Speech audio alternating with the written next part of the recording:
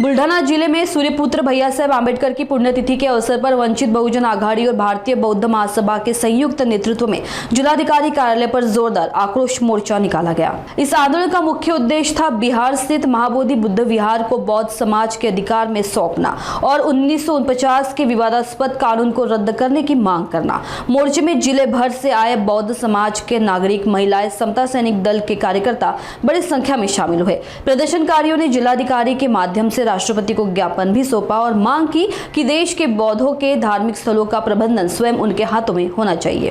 हा जो लढाई आहे हे 140 वर्ष झाली या लढाईला।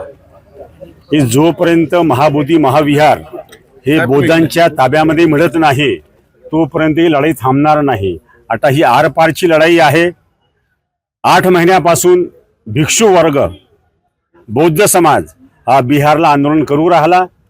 सर्वप्रथम तिथं आदरणीय बाळासाहेब आंबेडकर वंचित बहुजन आघाडीचे राष्ट्रीय नेते तिथे गेले, भेट दिली, आंदोलनामध्ये सक्रिय सहभाग घेतला। त्यानंतर मग डॉक्टर भीमरावजी आंबेडकर गेले, त्यांनी सुद्धा त्या आंदोलनाला पाठिंबा दिला।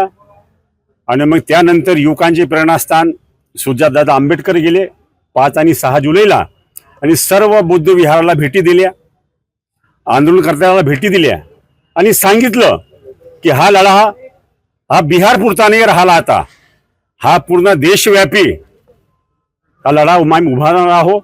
आणि त्याचबरोबर इतर देश सुद्धा या आम्हाला पाठिंबा देत आहेत, कारण की या जगामधलं एक नवीन आश्चर्य आहे हे की तथागत भगवान गौतम बुद्धाचं महाबोधी महाविहार हे बौद्धांच्या ताब्यामध्ये नसून मनुवादींच्या ताब्यामध्ये आहे।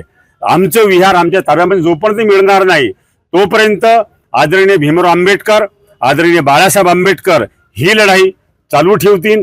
आज संपूर्ण महाराष्ट्रामध्ये 36 जिल्ह्यामध्ये कलेक्टर ऑफिसवर जन आक्रोश मोर्चा आहे।